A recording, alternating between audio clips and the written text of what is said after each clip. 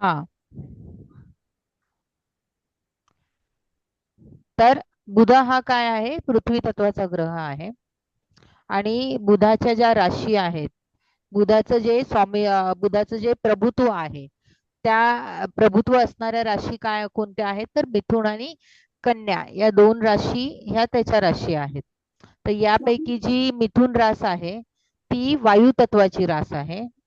आणि बुधाची जी दुसरी रास आहे, जी कन्या रास आहे, ती पृथ्वी तत्वाची आहे. तर ह्या ज्या दोन राशी आहेत त्यातील एक रास ही त्याची मूळ त्रिकोण रास आहे आणि एक उच्च रास आहे. तर त्याची जी उच्च रास आहे ती जी आहे ती कन्या राशी आहे. कन्या राशीमध्ये तो उच्चत्व प्राप्त करतो. तर जर आपण शारीरिक दृष्टिकोनाने जर बुध ग्रहाचा अंमल कोणत्या गोष्टीवर आहे आपल्या, याचा जर विचार केला तर बुधाकडे नाक येतं. नाकाचा तो नाक हे घाणेनिंद्रिय म्हणजे नाक हे इंद्रिय त्याच्याकडे येतं. ज्यांच्या कुंडलीमध्ये बुध हा प्रभावशाली असतो, म्हणजेच बुधाचा प्रभाव हा जर उच्च असेल, प्रथम स्थानामध्ये असेल, किंवा लग्नेश बुधाच्या राशीमध्ये असेल, किंवा बुधाशी रिलेटेड त्याची रास असेल, तर अशा व्यक्तींच्या चेहऱ्यावर त्यांचं नाक आहे ना ठळक दिसतं आणि उठून दिसतं. आणि किंचित थोडस मोठे दिसतं त्यांचं नाक. त्यांच्या ज्या नाकपुड्या आहेत ना त्या तुम्हाला बऱ्याचदा आहेत ना मोठ्या दिसतील, नाकाचा पुढचा भाग. मग तो बुधाशी रिलेटेड व्यक्तिमत्व असतं. बुधाचा एक महत्वाचा म्हणजे भावनिक गुण जो पाहिला तर थोडासा त्यांच्यामध्ये बाल सदृश्यपणा सुद्धा असतो. बुधाला नपुंसक ग्रह मानला जातो. ह्याच गुणधर्मामुळे मिथुन राशीला सुद्धा नपुंसक राशी म्हणून स्वभावाशी काही ग्रंथामध्ये वाचनात आलेला आहे. तर मिथुन राशीमध्ये थोडीशी निष्क्रियता कमी असते, फलप्राप्ती मर्यादित स्वरूपाची असते.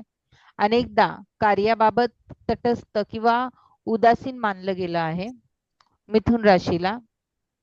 त्याच्या उलट जर कन्या राशीचा विचार केला तर कन्या रास ही स्थिर आणि पृथ्वी तत्वाशी सुसंगत राशी आहे.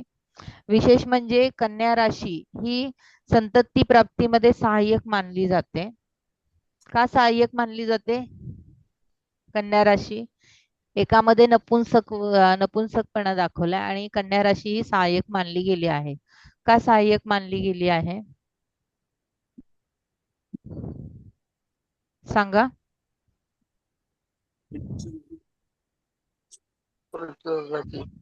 हा, विसरलात का अभ्यास?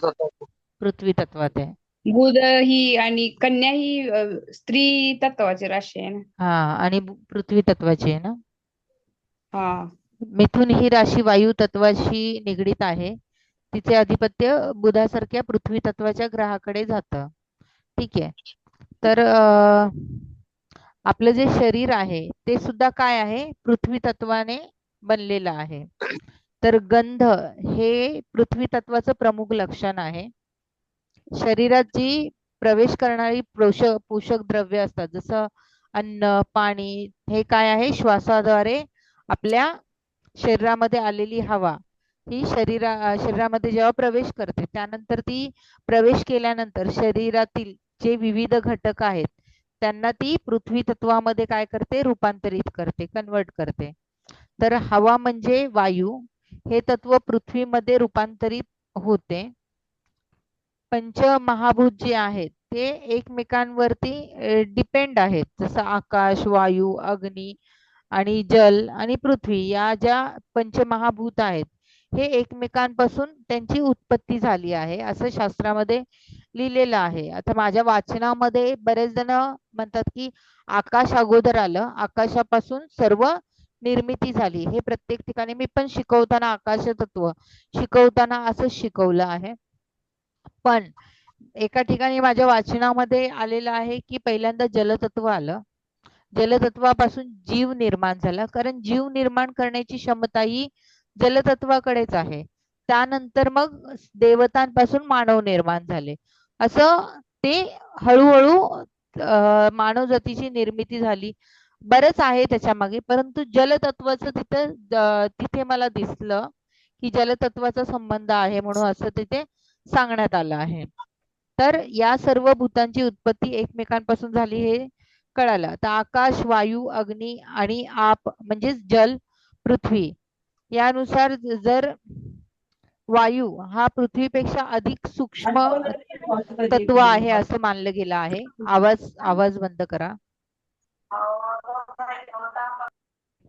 म्यूट करा.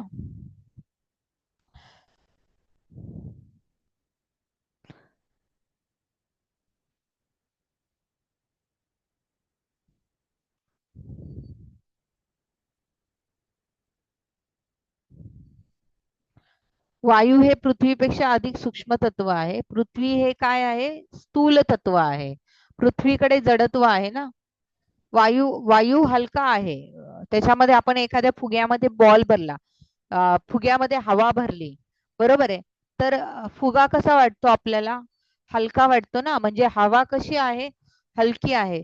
त्याच जागेवर जर तुम्ही माती उचललीत, एका हातामध्ये माती ठेवलीत, एका हातामध्ये फुगा ठेवला, तर पृथ्वीमध्ये तुम्हाला जडतत्व दिसतं ना, जडत्व दिसतं.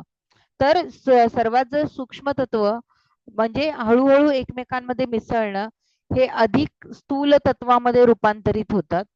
म्हणजे वायू तत्वाचा जो वापर आहे पृथ्वी तत्वाच्या निर्मितीसाठी हा सगळ्यात उत्तम आहे.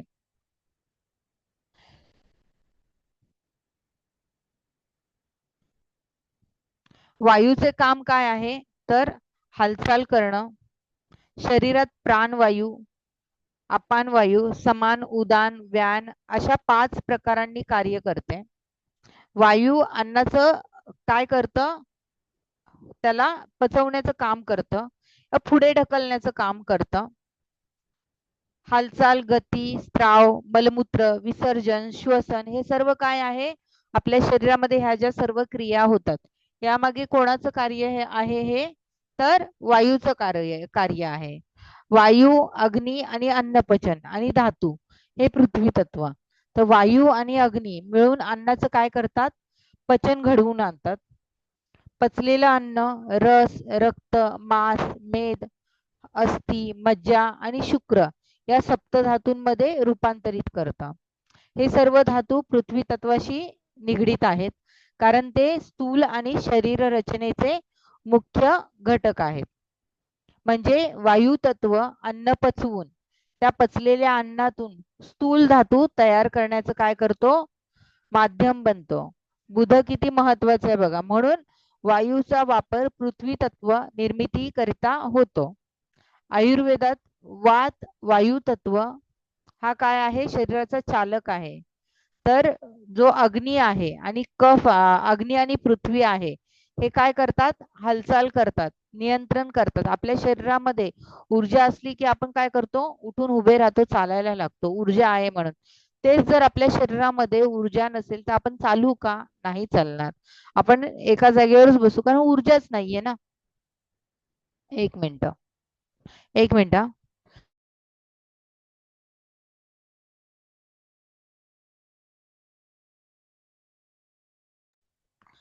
तर आपण हालचाल करतो. तर वात जो स्थिर असेल तर इतर दोन दोषही स्थिर राहतात. वात आपल्या शरीरामध्ये तुम्ही पाहिलं असेल, जे पॅरालाइज होतात वगैरे, ते हालचाल करतात का? नाही करत. ते एका जागेवरच काय आहेत? बसून राहतात. म्हणजे तिथे जी ऊर्जा आहे, जी वायू आहे त्यांच्या शरीरातला, हा काय आहे? बाहेर जात नाही. तो आतल्या आतमध्ये शरीरामध्ये हाडांमध्ये फिरत राहतो. म्हणजे त्या वायूला बाहेर जाता येत नाही. तो सांध्यांमध्ये इथे तिथे अडकून राहिल्यामुळे तिथे काय आहे? त्या शरीराची हालचाल होत नाही. म्हणजेच हालचाल नसल्यामुळे तिथे ऊर्जा निर्माण होते का? खाल्लेलं अन्न पचून जे हे होतं, त्रास होतो, नीट पचन न झाल्यामुळे, वायू बाहेर न गेल्यामुळे हालचाल बंद होते. ते तुम्ही पाहिलं असेल. आता गॅस्ट्रिकचे ज्यांना प्रॉब्लेम होतात बघा, त्यांची हालत कशी असते. बऱ्याचदा जे पॅरालाइज होतात ना, त्यांच्या कुंडलीमध्ये वायू तत्व आणि अग्नी तत्व हे खराब झालेलं दिसतं. कारण हे दोन तत्वच आहेत ना, पृथ्वी तत्वाचे निर्माण करतात आपल्या शरीरामध्ये, जे आपले शरीर स्थिर ठेवू शकतात व्यवस्थितपणे. जेव्हा ही दोन तत्व बिघडतात, म्हणजेच काय, अग्नी काय करतो, जठर अग्नी अन्नाला पचवण्याची क्षमता निर्माण करतो. तर वायू काय आहे, त्या अन्नाला पुढे ढकलण्याचं काम करतो. समजते का मला काय म्हणायचं आहे तुम्हाला? म्हणजे हे दोन तत्व जे तुमच्या शरीराला काय करतात, पुढे हालचाल करण्यासाठी तेवढ्या याने कंट्रोल करतात. म्हणून वायू तत्व, अग्नी तत्व आणि पृथ्वी तत्व, पृथ्वी तत्व तुमच्या शरीराला जडत्व आणून तुमचं शरीर हे स्थूल रचनेमध्ये संतुलित करण्याचा प्रयत्न करतो. परंतु जेव्हा ही तत्व बिघडतात तेव्हा तुमचं शरीर काय होतं, असंतुलित होतं आणि त्यावेळेस शरीराची हालचाल ही काय होते, थांबते. तुम्ही जेवण केले की लगेच काय करतात, चालायला लागतात. त्या हालचालीत काय होतं, वायू कार्य करायला लागतो. पण हेच अन्न पचनातून काय होतं, मांस आणि मेद चालल्यामुळे काय होतं, अन्न पचन होतं आणि मग ते अन्न पचन झाल्यानंतर काय होतं, त्याचं पृथ्वी तत्वात निर्माण होतं आणि शरीराला घडवण्यासाठी काय होतं, त्याचा निर्माण होतं. म्हणजे जे खाल्लेल्या अन्नातून जे काही धातू तयार होतात ते धातू काय करतात, आपल्या शरीराला निर्माण करायसाठी उपयुक्त ठरतात. वायू हा शरीरातील सूक्ष्म आणि गतिशील घटक असला तरी तो अग्नी आणि आप म्हणजेच जल यांच्या तत्वांच्या सहकार्याने अन्नाचे काय करतो, पचन करून पृथ्वी तत्व म्हणजेच स्थूल धातू काय करतो, तो तयार करतो. वायू तत्व स्वतः कार्य करत नाही. वायू तत्व स्वतः म्हणजेच पृथ्वी तत्व होत नाही, पण त्याच्या साह्याने तो काय करतो, पृथ्वी तत्व निर्माण करतो. तसंच आपल्या जीवनामध्ये जो सुखदुःखांचा अनुभव हा फक्त मनाचा खेळ नाही, तर तो शरीराच्या ज्या संवेदना आहेत, इंद्रियांची जी प्रतिक्रिया आहे, मी कोण या भावनेशी सुद्धा निगडीत असतो. शरीर काय आहे, नश्वर आहे, तरी त्याच्या माध्यमातून जेव्हा आपण अनुभव घेतो तेव्हा त्या अनुभवांना माझे असे काय करतो, संबोधतो. हाच अहंकार जो आत्म्याशी एकरूप न होता काय होतो, शरीराशी एकरूप होतो. अहंकार हे तत्व कोणाशी निगडीत आहे, तर पृथ्वी तत्वाशी निगडीत आहे. पृथ्वी तत्व म्हणजे स्थैर्य, जडत्व, मूळ ओळख.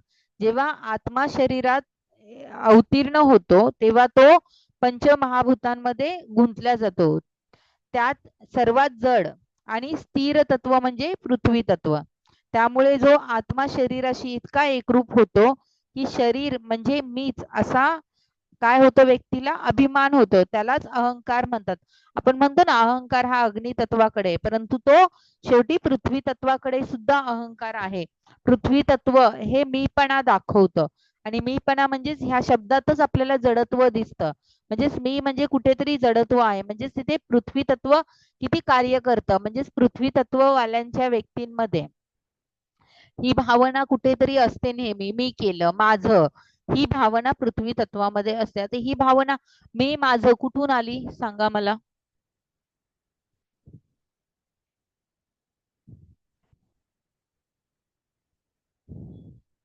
कशी?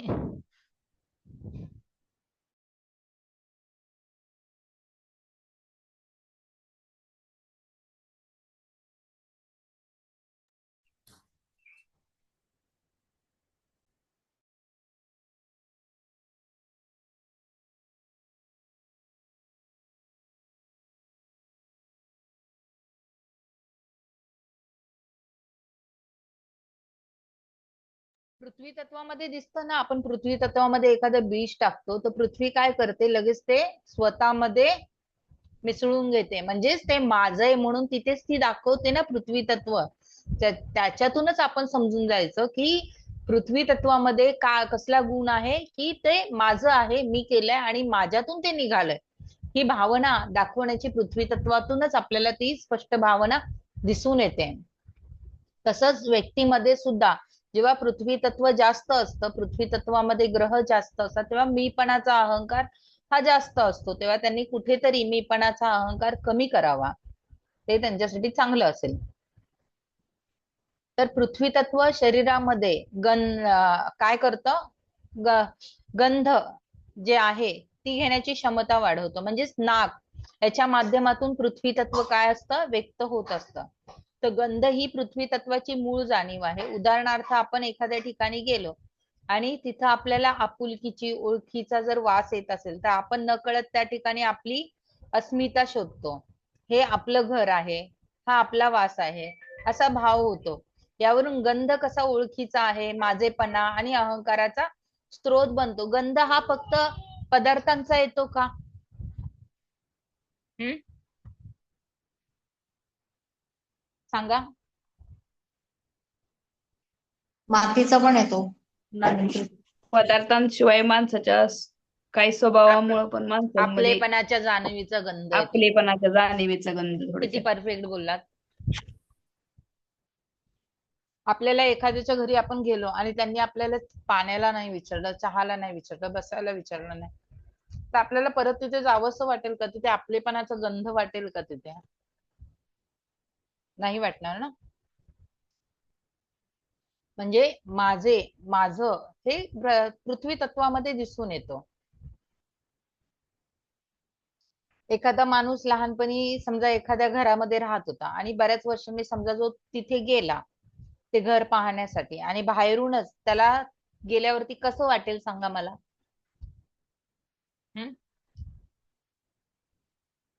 तुमची ती स्वतःची आपली वास्तव असं वाटेल, कारण तिथं त्याचा वास आणि सहवास म्हणजे तिथं राहणं झालं ना त्याचं जास्त, हा त्यामुळे त्या तसं घराशी जास्त कनेक्शन झालं.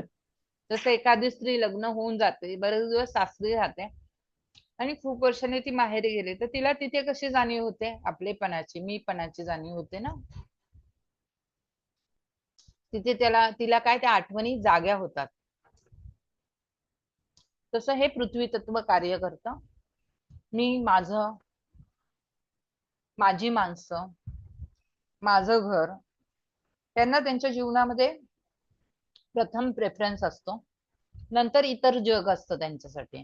हे लक्षात ठेवा. त्यांना जर कर्तव्य करायचं झालं ना, तर अगोदर ते त्यांच्या फॅमिलीची कर्तव्य पूर्ण करतील, नंतर बाकीचं. हे पृथ्वी तत्वाच्या राशींमध्ये तुम्हाला जाणवेल. आता आपल्याकडे लेक्चर ऐकताना कितीतरी जण पृथ्वी तत्वाचे ऐकत असतील. बघा, स्वतःची जाणीव घेऊन तुम्ही आधी दुसऱ्यांचा विचार करता की तुमच्या घरच्यांचा विचार करता?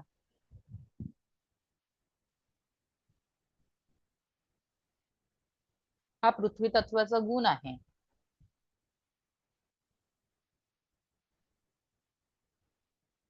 त्यांना कायम प्रत्येक ठिकाणी माझेपणा लागतो.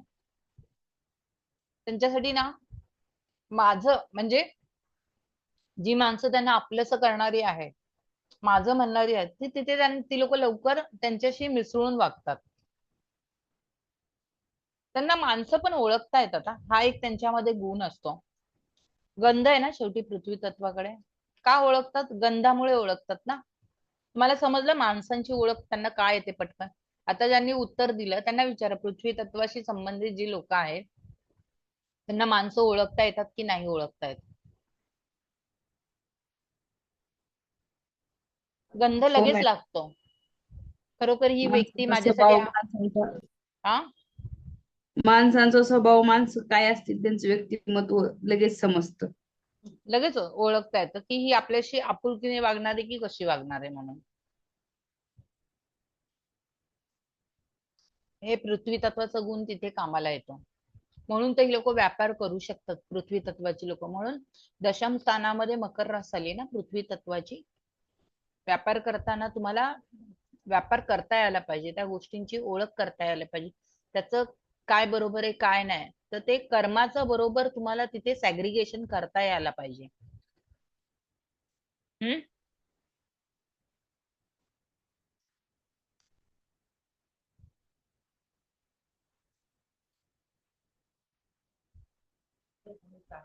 वायू तत्वामध्ये काय आहे? सतत बदल निर्माण करणं. आता पृथ्वी तत्वाचं कार्य, पृथ्वी तत्वाचं जे इंद्रिय आहे ते गंध ओळख आहे, परंतु त्या गंध ओळखीतूनच काय आहे, हळूहळू त्यांच्यामध्ये अहंकार जन्मतो. म्हणजेच मी, माझं, मला, ह्या गोष्टी त्यांच्या मनामध्ये जन्म घेतात. वायू तत्व काय आहे? सतत बदलत असतं. तरी गंधाच्या माध्यमातून पृथ्वी तत्वाशी ते काय आहे? एकरूप होत असतं. त्यामुळे वायू शरीरात जाऊन सुद्धा स्थायिक होतो. म्हणून वायू तत्वाचं कनेक्शन खूप लोकांशी जमतं, पण पृथ्वी तत्व लवकर कोणामध्ये मिसळत नाही, हा गुण असतो. वायू तत्वाची लोक प्रत्येक व्यक्तीशी कनेक्शन करतात. ती लोक कोणाशी सतत, कारण बदल आहे, कोठेही जाऊन ते स्थिर होऊ शकतात. वायू आपल्या शरीरात जातो, तो संपूर्ण शरीर प्रक्रियेवर कार्य करतो, संपूर्ण शरीर प्रक्रिया त्याच्यावर चालते, तो कोणत्याही तत्वामध्ये सहज हे होऊ शकतो. पण पृथ्वी तत्व काय आहे, एकमेव अलिप्त तत्व आहे. त्यामुळे पृथ्वी तत्वाची माणसं ही लवकर कोणामध्ये मिक्सअप होत नाही. थोडं त्यांना मिक्सअप होण्याकरता वेळ लागतो पृथ्वी तत्वाच्या व्यक्तींना. मकर, कन्या ह्या राशी पटकन मिक्स होत नाही, वेळ लागतो ह्यांना फार.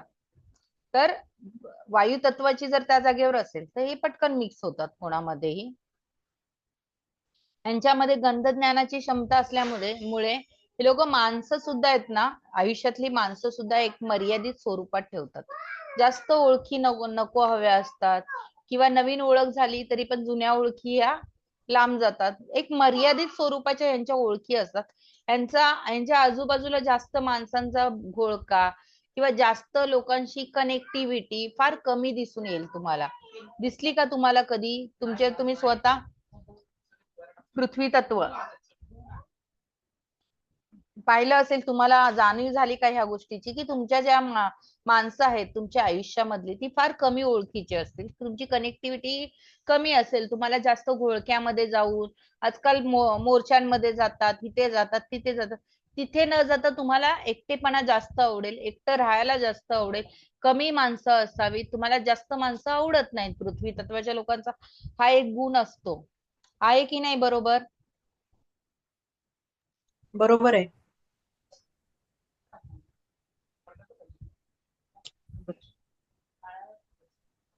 हे लोक एखाद्या व्यक्तीला गंधावरून ओळखू शकतात. हा गंध प्रत्यक्ष वस्तूला स्पर्श न करता पण यांना कळतं की ही वस्तू ओरिजिनल आहे की नकली आहे म्हणून. हा गुण त्यांच्यामध्ये खूप चांगला आहे, की त्या वस्तूची क्वालिटी यांना बघता क्षणी कळते. पृथ्वी तत्वाच्या व्यक्तींना स्पर्श न करता, स्पर्शावरून सुद्धा ही लोक ओळखू शकतात ती वस्तू चांगली आहे की वाईट आहे.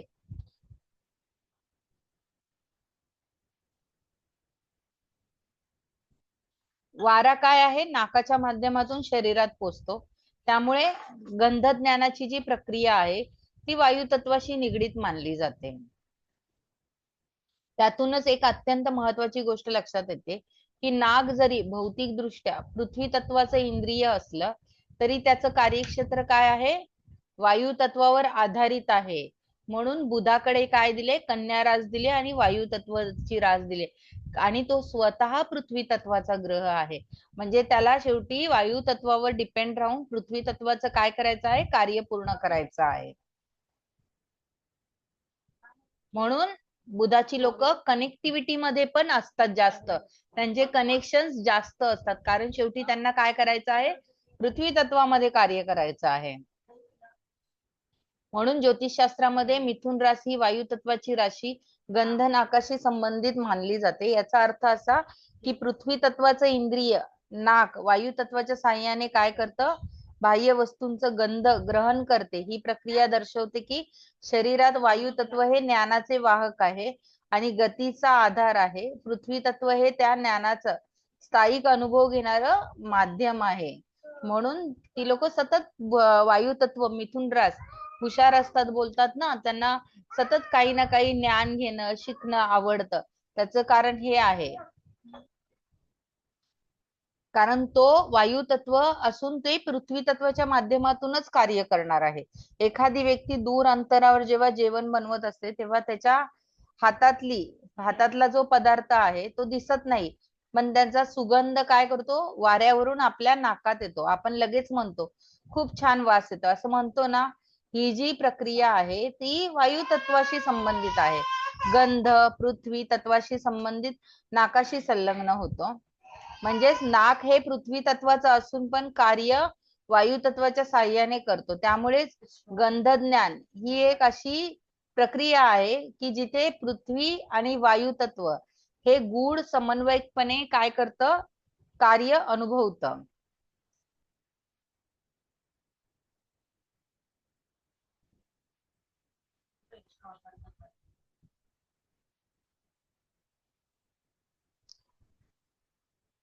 मीपणाची जाणीव प्रथम नादाची निर्मिती करतं. जेव्हा एखादं बाळ जन्म घेतो तेव्हा तो काय करतो, काही अनुभवतो, ते केवळ शारीरिक नाही तर आध्यात्मिक पातळीवर सुद्धा अत्यंत सूक्ष्म आणि रहस्यपूर्ण असतं. यामध्ये पृथ्वी प्राण किंवा स्थूलता आणि अस्तित्वाच्या जाणीवेचा मूळ स्रोत आणि मोलाची भूमिका बजावते. बालकाच्या नाळेच्या छिद्राजवळ जे मातीसारखं बंद असतं, ही एक बाह्य क्रिया असते. तिच्या मागे दडलेला आध्यात्मिक संकेत खूप खोल आहे. मूलाधार चक्र कुठे असतं? तिथे असतं, बरोबर आहे. चक्र हे स्थिर होताना पृथ्वी तत्वाचा संचार घडत असतो. त्यातून मी ही आद्य जाणीव जन्म घेत असते आणि तो जो क्षण असतो तो आत्मा देहाच्या भौतिकतेशी जोडत असतो आणि आत्मा अनुभवाची पहिली ठिणगी चेतना स्पर्श करत असते. बाळ जन्म घेत तेव्हा काय करत असतो, तो त्या भौतिक जगाशी काय करत असतो, जोडल्या जात असतो. आणि भौतिक जगाशी जोडल्या जाताना जे आपलं हे आहे, मूलाधार चक्र आहे, ते कुठे आहे तर त्या बेंबीजवळ आहे. तर जेव्हा हे बेंबीजवळचं मूलाधार चक्र झाकलेलं असेल तेव्हा ती मीपणाची जाणीव त्याच्या मनामध्ये येऊ नये.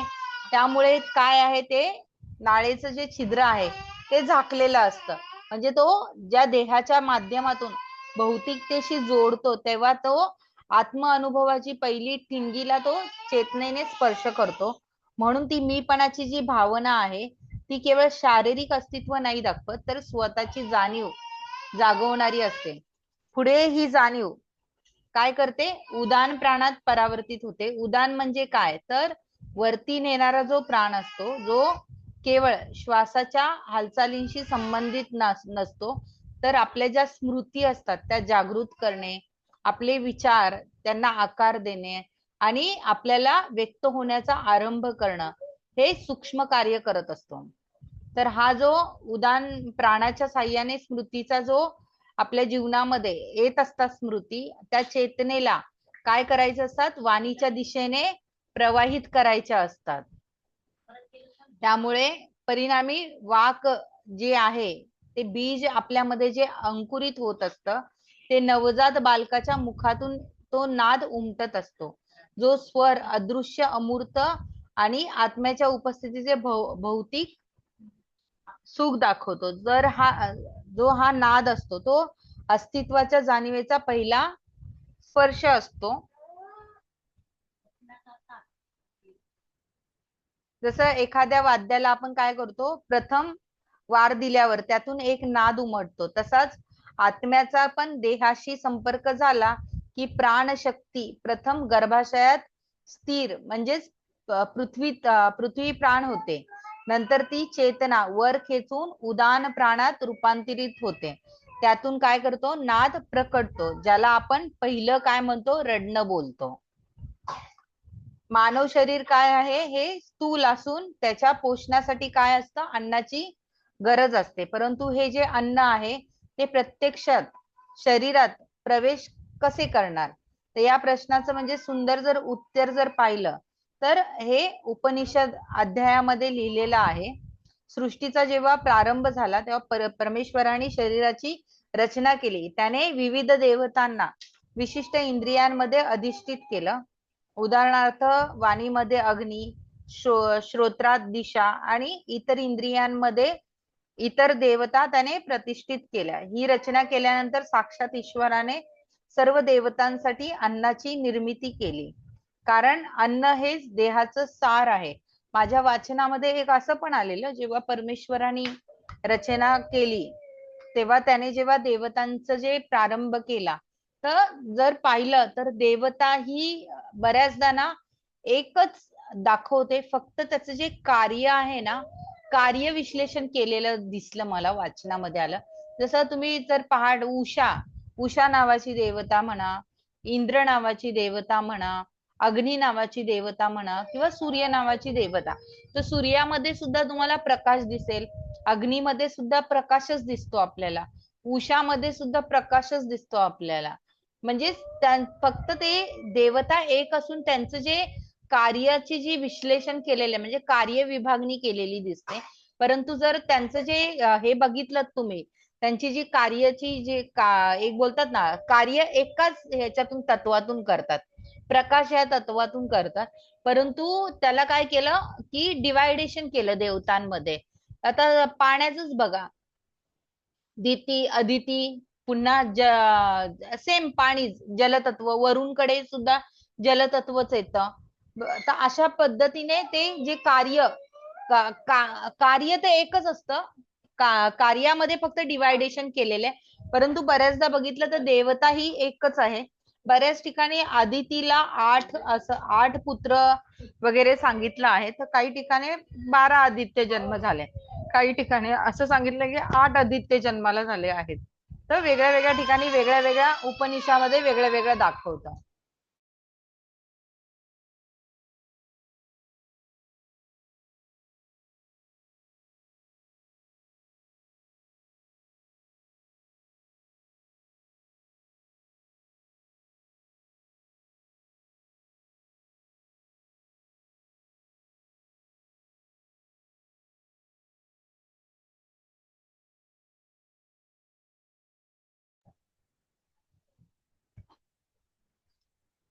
वाणी, मन आणि आपले जे कान आहेत ते कोणत्याही देवतेला अन्न शरीरात प्रवेश करण्यास आणि स्वीकारण्यास शक्य झाले नाही. त्यावेळेला जेव्हा अन्न निर्मित झालं तेव्हा त्यामध्ये एक म्हणजे आपल्या शरीरामध्ये ज्या पूर्ण नक्षत्र आहेत, मी तुम्हाला सांगितलं होतं की नक्षत्र हे नक्षत्र पुरुष, नक्षत्र शिकवताना शिकवलं होतं की नक्षत्र पुरुष म्हणून.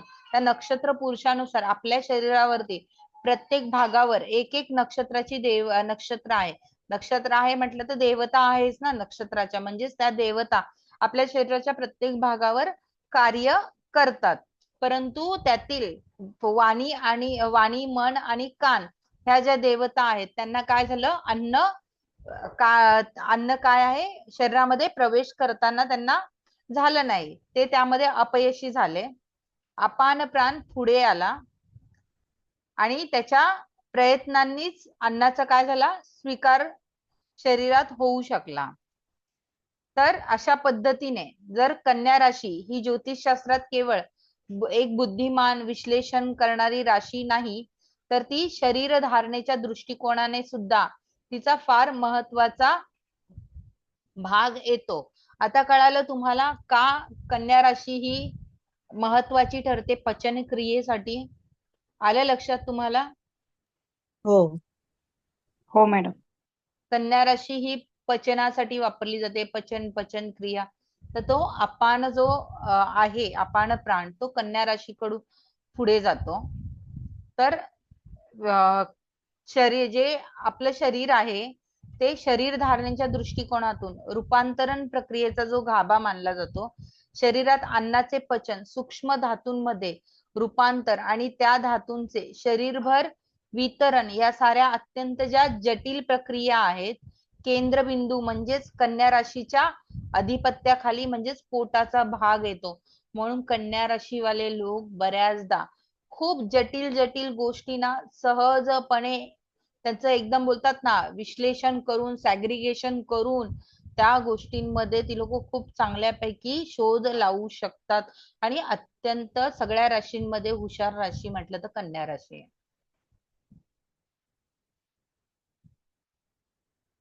आलं लक्षात?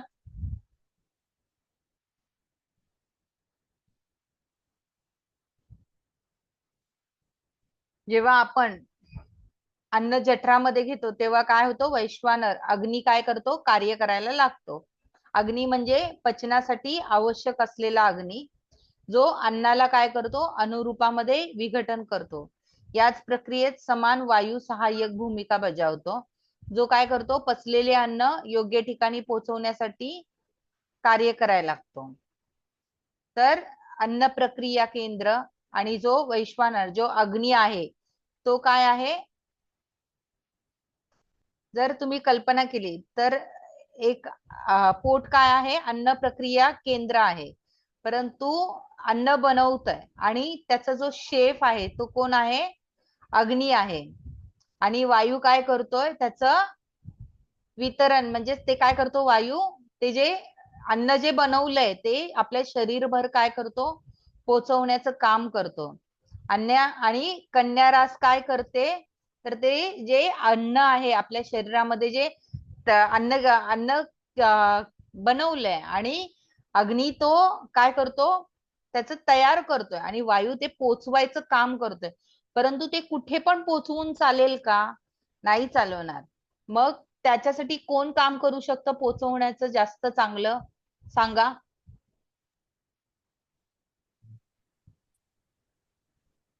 लवकर सांगा. वायू तत्व. कन्या रास करू शकते ना, आत्ताच सांगितलं ना. कन्या राशीकडे काय आहे, सॅग्रिगेशन करणं, बुद्धिमत्ता आहे, काय कुठे कसं काय करायचं, कोणती गोष्ट कुठे ठेवायची, कशा पद्धतीने व्यवस्थित मांडणी करायची, व्यवस्थापन करायचं. बरोबर आहे. पोटात तो अन्न गेलं, त्याला जठराग्नीने पोचवलं, वायूने काय केलं, ते अन्न पुढे ढकललं, परंतु पुढे जाऊन ते ढकलल्यानंतर त्याचं व्यवस्थितपणे सगळ्या ठिकाणी पोहोचवण्याचं कार्य कोण करणार, कन्या रास करणार, पृथ्वी तत्व. म्हणून कन्या रास ही एवढ्या चांगल्या रीतीने पचनाशी रिलेटेड मानली जाते. म्हणून कन्या राशीमध्ये जेव्हा ग्रह बिघडतात तेव्हा पचनाशी रिलेटेड त्रास होतात. जेव्हा पचन प्रक्रिया होते तेव्हा शरीराला आवश्यक असणारे जे रसधातू असतात, रक्तधातू असतात, मांस असतात, मेद असतात, 7 जे धातू असतात त्याचं निर्मिती चक्र काय होतं, सुरू होतं. तर रसधातू सर्वप्रथम निर्माण होतं आणि त्याच्यापासून काय होतं, रक्तधातू निर्माण होतं. आणि यकृत जे आपलं लिव्हर आहे ते खूप महत्वाचं आहे.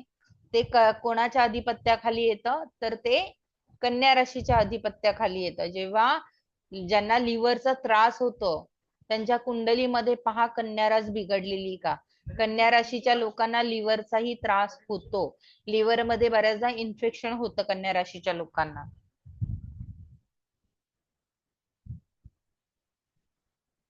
त्याला असं नाही की दारूच पिलं म्हणजे लिव्हरचा त्रास होईल.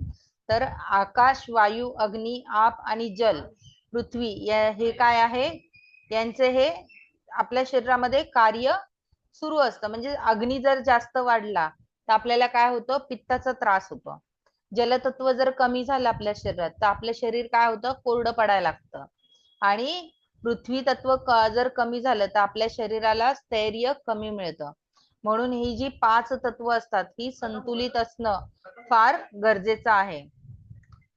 अन्न हे पचवण्यापुरतं मर्यादित नाही, तर ते काय आहे, आपल्या शरीराचं एक उत्पादन केंद्र आहे.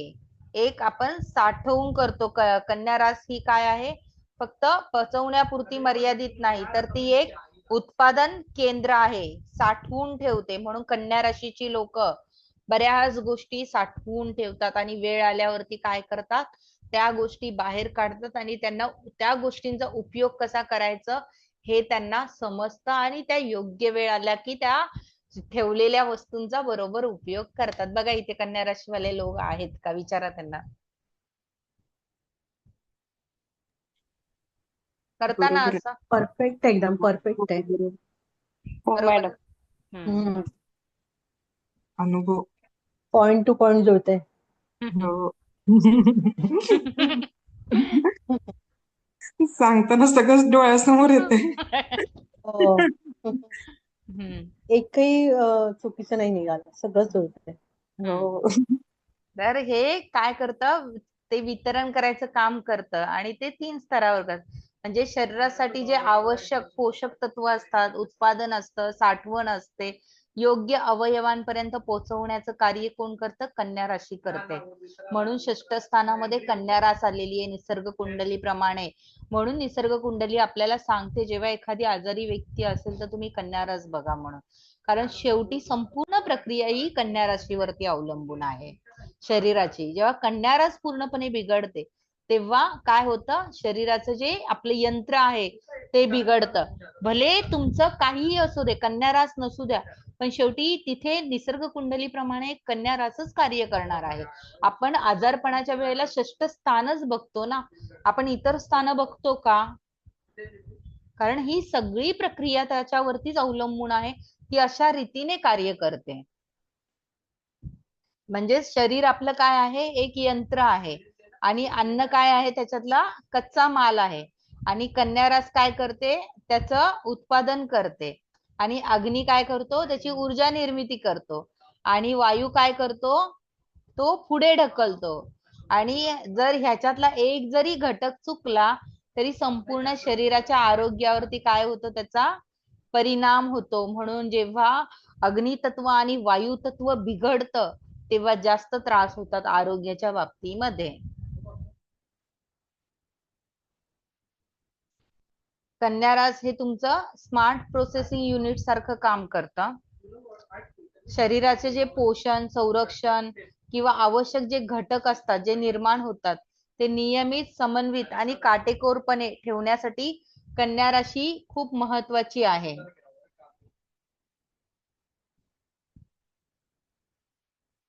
काळपुरुष कुंडलीमध्ये कन्या रास ही 6व्या भावाशी संबंध ठेवते.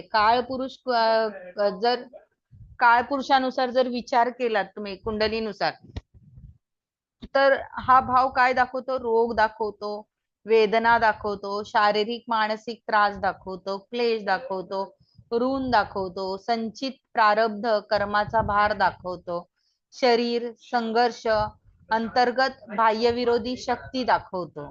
तर श्रम व सेवा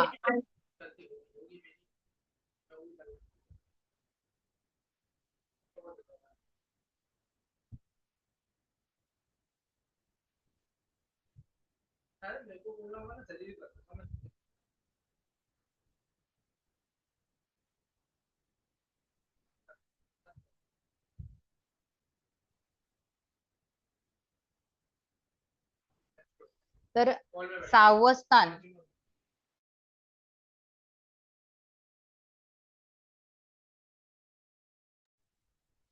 तर 6वा भाव हा रोग, वेदना, शारीरिक मानसिक क्लेश दाखवतो. तर हे आपल्याला कर्ज पण दाखवतो, संचित प्रारब्धाचा भार सुद्धा दाखवतो 6वं स्थान. आपले शत्रू, आपल्याला जीवनामध्ये करायला लागणारा संघर्ष, आपण हे सुद्धा तिथून पाहतो. श्रम पाहतो, सेवा पाहतो, प्रारब्ध पाहतो, पूर्वजन्मीच्या ज्या कर्माची फळं भोगण्यासाठी आलो आहोत ते इथून पाहतो. पुन्हा कर्तव्य पालन आपण कसं करतो ते इथून पाहतो आपण 6व्या स्थानातून. आपले जे आतले शत्रू आहेत किंवा बाह्य शत्रू आहेत ते सुद्धा आपण इथून पाहतो. तर जे रोग, पीडा हे सुद्धा काय आहेत, आपले शत्रूच आहेत ना. म्हणून आपल्या याच्यामध्ये जी रोग, संकटे, शारीरिक, मानसिक वेदना ज्या आहेत त्या फक्त जैविक नसून त्या प्राचीन प्रारब्ध कर्मासाठी उगम स्थान आहे. उदाहरणार्थ, एखाद्या व्यक्तीने पुनर्जन्मी इतरांना काय केलं, त्रास दिला असेल, तर या जन्मी तो एकाकीपणा, रोग अनुभवू शकतो. पूर्वी अप्रामाणिक वर्तन केल्यास या जन्मी न्यायासाठी संघर्ष करावा लागू शकतो. कोणाचे तरी भोजन हिरावून घेतलेले असल्यास पचनाशी रिलेटेड त्रास सतवू शकतो. आपण म्हणतो ना, काही जणांना पचनाशी रिलेटेड त्रास आहेत, तर त्यांनी अन्न नसेल कोणाला दिलं किंवा अन्न चोरून ठेवलं असेल म्हणून त्यांना पोटाशी संबंधित त्रास आहेत. जे त्रास असतात जे आपल्याशीच निगडीत असतात. आज माझ्या नक्षत्राच्या वर्गामध्ये एकांनी प्रश्न केला होता, आपल्या इथे असतील आता, की गंडांत मध्ये का त्रास होतो. आता कळालं तुम्हाला की का त्रास होतो म्हणून. त्याच व्यक्तीच्या आयुष्यामध्ये का गंडांत घेतलेली व्यक्ती आली जन्माला. अशा प्रकारे कन्या राशी भाव त्या भोगाची काय आहे, एक प्रकारचं कार्य करतं. तर प्रारब्धाचं जे स्वरूप आहे, वासनांचं रूप आहे, रजस, तमस आणि सत्वगुणी ह्या 3 मध्ये फळ आपण पाहतो. पूर्वकर्माचं फळ आपल्याला कसं भोगायचं आहे या 3 गुणांवरती आधारित असतं. आता ते नक्षत्रांवर आधारित असतं. जेवढी जास्त रजस आणि तमस किंवा सत्वगुणी नक्षत्र तुमच्या पत्रिकेमधून किती, कोणत्या नक्षत्रावर तुमचं प्राबल्य आहे त्याच्यावरती डिपेंड आहे की तुमचं फळ कोणत्या प्रकारचं तुम्ही भोगताय. तुम्ही रजसच्या पद्धतीने भोगताय, तमोगुणाच्या पद्धतीने भोगताय की सत्वगुणीच्या पद्धतीने भोगताय. त्याचा वेगळा एक हे असतो. ते नक्षत्रांनाच मी शिकवते, इथे शिकवत नाहीये ते. पण तो अशा पद्धतीने त्याचं डिवायडेशन होतं आणि तो खूप मोठा भाग आहे. रजस आणि तमस आणि सत्वगुण. तो काय ह्याच्यामध्ये तुम्हाला 2 वाक्यांमध्ये जे ग्रुप वरती वगैरे मेसेज येतात की असं असं गुण असतो, तसा गुण असतो, परंतु तो कसा लावायचा हे कोणी सांगत नाही. हे तुम्ही वाचले असतील ना हे मेसेजेस नेहमी व्हॉट्सअपला येतात. रजस गुणाच्या व्यक्ती अशा असतात, तमस गुणाच्या व्यक्ती अशा असतात. मग तुम्ही लगेच तो गुणधर्म लावून टाकत असाल की हा हे नक्षत्र रजस गुणाचे, ही व्यक्ती अशीच असणार. बरोबर. सत्वगुणाची व्यक्ती ही अशीच असणार असं तुमच्या मनामध्ये प्रश्न येत असेल ना. पण नाहीये, तसं नाहीये. तुम्हाला ते जे रजस सत्व आणि जे तमस गुण आहेत ते कुंडलीमध्ये खूप वेगळ्या रीतीने काम करतात. ते तुम्हाला विश्लेषण करताना, जेव्हा कुंडलीचं विश्लेषण करतात त्यावेळेला तुम्हाला ते खूप वेगळ्या रीतीने सांगतात. तुम्हाला ते बघता यायला पाहिजे.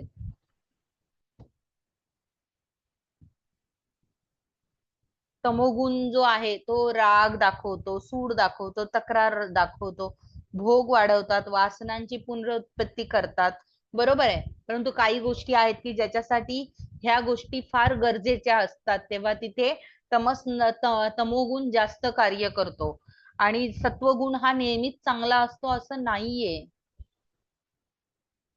सत्वगुण एखादी व्यक्ती दिवसभर देवदेव करत बसली तर बाकीचे लोक उपाशी पडतील. चालेल का तसं? हा, नाही ना. फक्त सत्वगुण अरे खूप छान आहे, खूप चांगलं आहे असं बोलून चालेल का तिथे? नाही चालणार. म्हणून हे तिन्ही गुण आहेत ना आपल्या शरीरामध्ये बॅलेन्स असावे लागतात. एक गुणाला धरून कधीच आपलं शरीर बॅलेन्स नसतं. आपलं शरीर हे 3 गुणांच्या आधारावरच चालतं. रजस, तमो आणि सत्व ह्याच्यातील जो गुण वाढेल ना तो गुण आपल्यासाठी त्रासदायक ठरतो. परंतु माणसाचं अख्खं आयुष्य ह्या 3 गुणांवरच असतं. कुठलाही एखादा व्यक्ती तुम्हाला एका गुणांवर आधारित मिळणार नाही.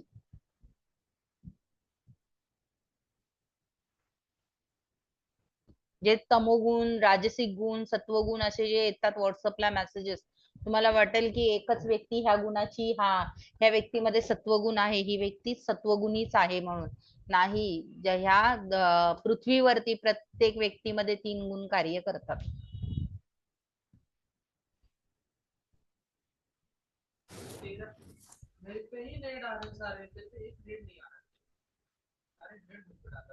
उदाहरणार्थ समजा एकाच आजाराला रडत खंत करत भोगतो, दुसरा संघर्ष करत बरे होतो आणि तिसरा मौन समर्पण आणि प्रार्थना करत मन शुद्धी करतो. मीपणा म्हणजे अहंकार भोगाचं खरं साधन आहे.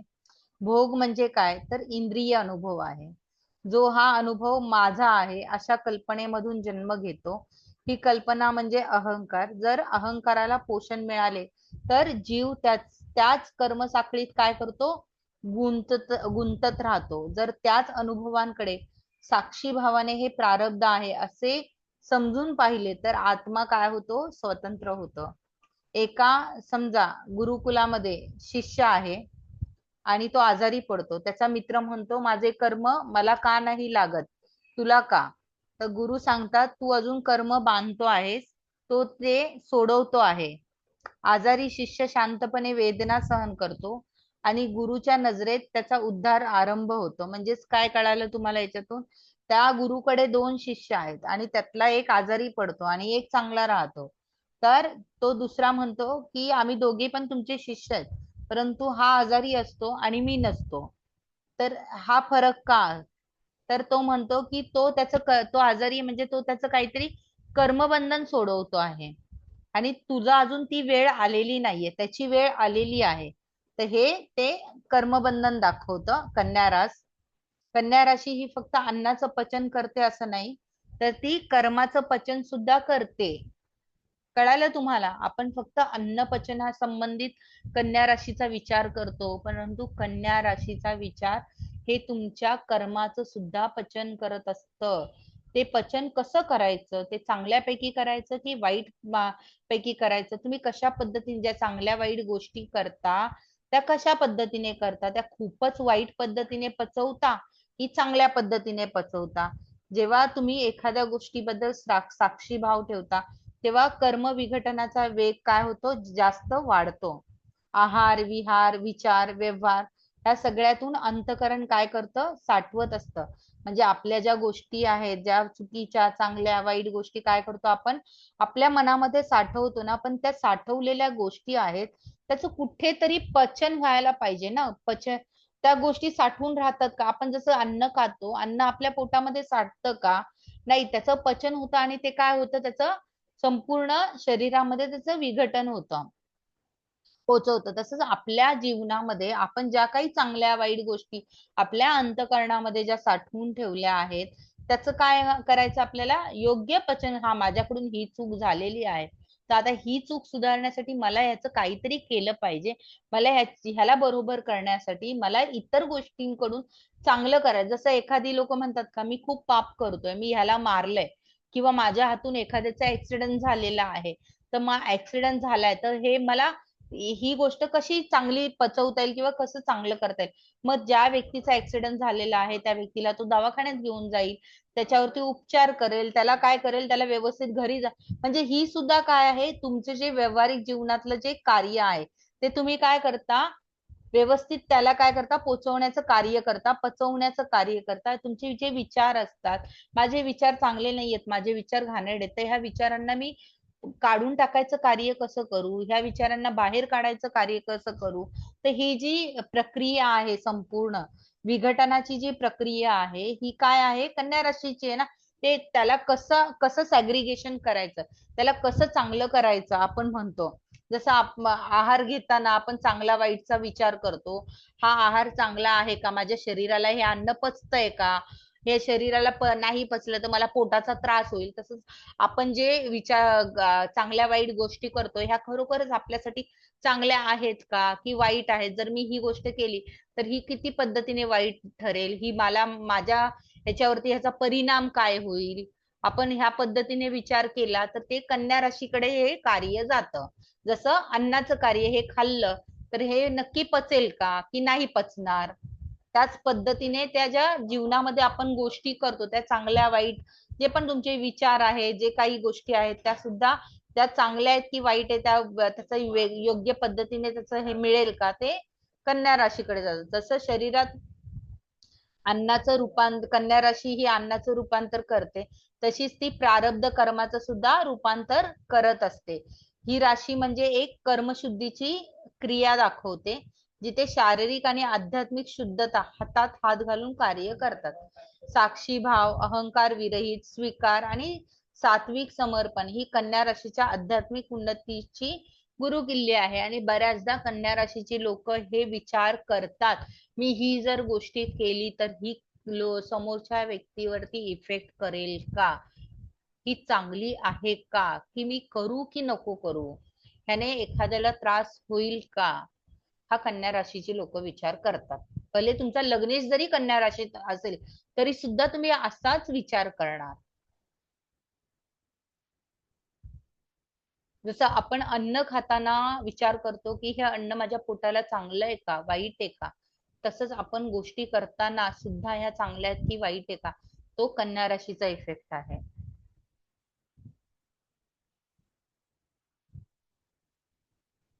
मकर रास ही सुद्धा काय आहे, पृथ्वी तत्वाची रास आहे. त्याच्या त्रिकोणात येते ना, कन्या राशीच्या त्रिकोणात येते मकर रास. तर दशम भाव, ज्याला कर्मस्थान म्हणतात, म्हणजे जीवनातलं जे काही कर्म आहे, सामाजिक उत्तरदायित्व आहे, प्रतिष्ठा आहे, प्रयत्न आहे, याचं काय मॅडम आहे, स्लाइड नाही आहे सरकत पुढे. एवढीच आहे. तर जी मकर रास आहे आपली, तर मकर रास जी आहे तर ही, एक मिनिट,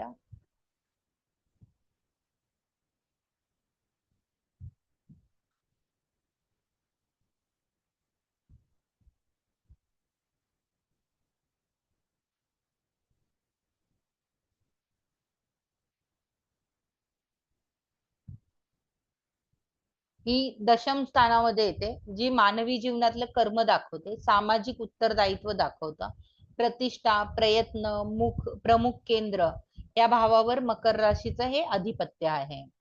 तर जी पृथ्वी तत्वाशी निगडीत स्थिर, गंभीर आणि कृतीप्रधान राशी मानली जाते. तर मकर राशी म्हणजे कर्म योगाचं मूर्त रूप आहे. तर मानव जीवनातील प्रत्येक कृती ही केवळ बाह्य आंदोलन करत नसते, तर तिच्या पाठीमागे मी करतोय ही जाणीव सुद्धा असते.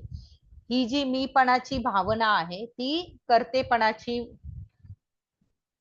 आकांक्षा यालाच पृथ्वी तत्वामुळे मनामध्ये खोलवर रुजते. पृथ्वी तत्वाची जी स्थिरता, वजन आणि जी सकलता आहे ती मनाच्या स्वतःच्या अस्तित्वाची ठाम जाणीव करून देते. आणि हेच पुढे जाऊन काय होतं, अहंकाराचं बीज बनतं. म्हणून पृथ्वी तत्वाच्या राशीकडे अहंकार येतो. जो रक्त धातू आहे तो आप तत्वाच्या योगातून निर्माण होतो. तोच आपल्या देहात अहंकाराने स्थूल मध्यम पावतो. म्हणून आपण म्हणतो की अहंकार हा नसानसामधून खेळतो, कारण तो केवळ विचारांमध्ये नसतो, तर तो प्रत्येक आपल्या पेशीमध्ये असतो. जणू तो आपल्या शरीराचा काय आहे, अहंकार शिल्पकार आहे. आणि तो आपली काय करतो, मूर्ती घडवत असतो. आपण जे काय करतो ते अहंकार रूपी, अरे तो मला असा बोललाय, मला करूनच दाखवायचं, मी करणारच आहे.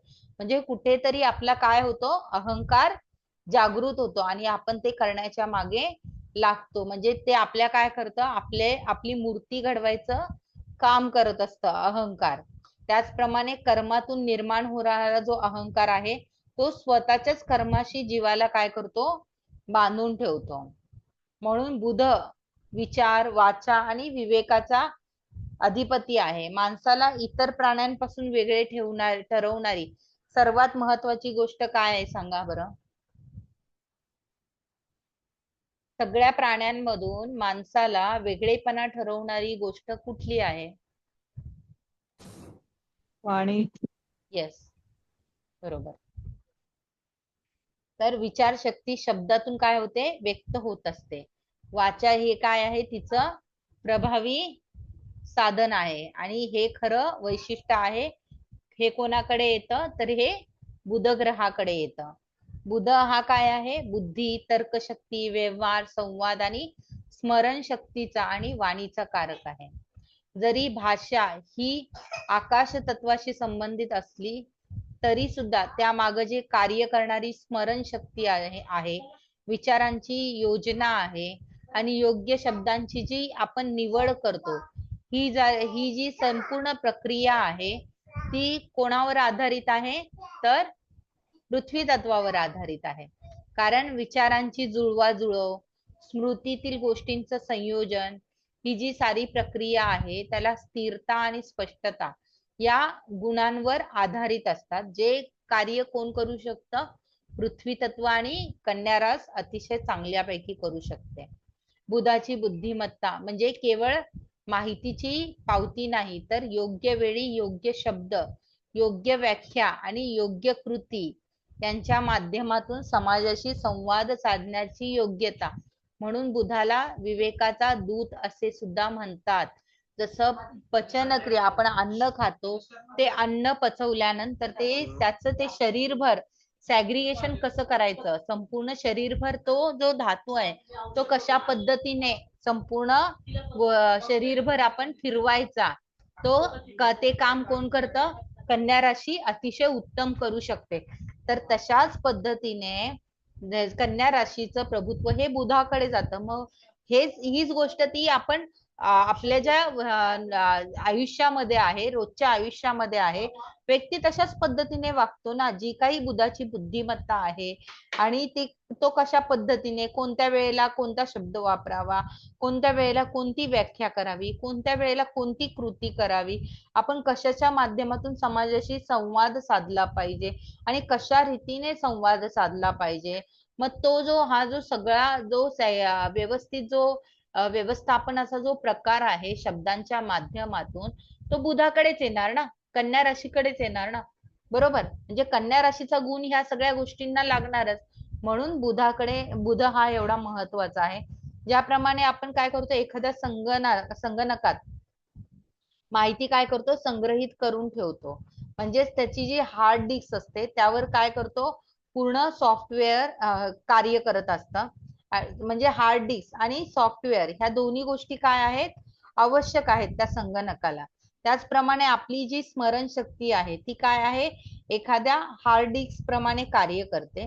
वाचा, विचार, सॉफ्टवेअर हे काय करत असतात, कार्य करत असतात. ऊर्जा याचे संयोजन बुधाच्या उद्दिष्टांना उजाळा देतात. म्हणजे तिथे बुध ग्रह सुद्धा कार्य करतोय ना तुमच्या संगणकामध्ये. नुसता संगणक कार्य करतोय का, बुध पण तिथे कार्य करतोय. म्हणजेच मकर राशी हे कर्मप्रधान क्षेत्र आहे, बरोबर आहे.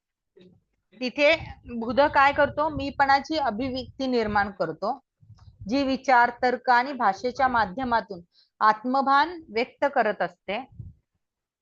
पृथ्वी तत्वाच्या स्थिरतेमुळेच कर्म, स्मरण आणि अहंभाव यांचा सखोल वलय तयार होतं, जे माणसाच्या व्यवहाराला आकार देतं. आपण आता इथे बस करूया का, पुढल्या वेळेला घेऊया? हा, समजलंय तुम्हाला आजचं लेक्चर? अजून खूप आहे. बुधाला जातील 5-6 3-4 लेक्चर्स जातील. ठीक आहे मॅडम. आणि विवाह गुणमिलनाच्या याला ऍडमिशन घ्या सगळेजण. पुढच्या महिन्यात ठेवलाय क्लास. मॅडम मग बाकीचे क्लास पण पुढे जातील ना? कोणते बाकीचे? तुम्ही टॅरोड पण घेणार आहे ना? टॅरोट घेणार आहे, परंतु आता पुढेच जातील ते सगळे. पण आता सुट्ट्या आहेत ना लोकांना. लोक म्हणतात की आम्हाला गावाला जायचंय, इथे जायचंय, तिथे. आणि कोकण वास्तूचा पण पुढे जाईल. पुढे जाईल, वास्तूचा पण. आणि कसं आहे ना, कोकणातली लोक गावी जातात ना, लोक जातात तिथे. गणपती उत्सव खूप मोठा असतो, त्यामुळे ते लोक अगोदरच जातात, एक 10-15 दिवस आधी. आणि मग त्यांना जाऊन तिथे तयारी करायची असते. आणि त्या बाजूला खास करून कोकणामध्ये रेंजचा सगळ्यात मोठा प्रॉब्लेम आहे. ठीक आहे, चालेल. मग आता ते विवाह मिलनासाठीच मग ऍडमिशन 24 तारखेला घेतलं चालेल ना? 23-24. चालेल चालेल चालेल. ठीक. ऍडमिशन तुम्ही कधीही घ्या, पण क्लास 24 तारखेला चालू होईल. हो, ठीक आहे, पुढच्या महिन्यात. ठीक आहे, चालेल. कारण बरेच सण आले सर. गणपती आला, गोकुळाष्टमी आली, रक्षाबंधन आलं, हे आलं, ते आलं. हो बरोबर ना? हो. नको त्यापेक्षा. सगळ्यांना अडचणी होतात, सगळेजण तेच विचार करतात. शिका बघा, खूप छान आहे हा गुणमिलनाचा क्लास. तो इतर क्लास म्हणजे त्याच्यामध्ये वेगळंच आहे. जे शिकवणार आहे ना, बरेच नियम आहेत. इवन तुम्हाला दुसऱ्या विवाहापासूनचे नियम, सप्तम स्थानापासूनचे नियम, सगळे नियम आहेत. तुम्हाला एखादी पत्रिका आली तर तुम्हाला ती जुळवता येईल पटकन. 9 मिस करू तारखेपासून नका. हे कधी आहे? 24 24 ओके. 24 पुढच्या महिन्यात, पुढल्या हो. महिन्यात. हा, हो हो. पण खूप छान व्यवस्थित बनवलेला आहे तो क्लास.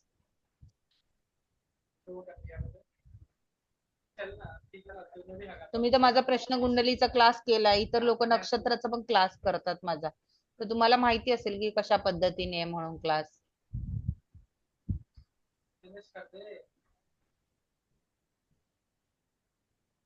ठीक आहे, कोणाला काही विचारायचं आहे?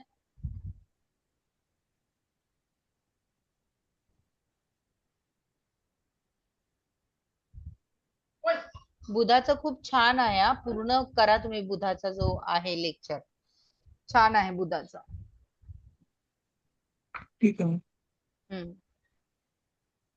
ठीक आहे, चला बाय, गुड नाईट. धन्यवाद मॅडम. धन्यवाद. धन्यवाद ताई. धन्यवाद.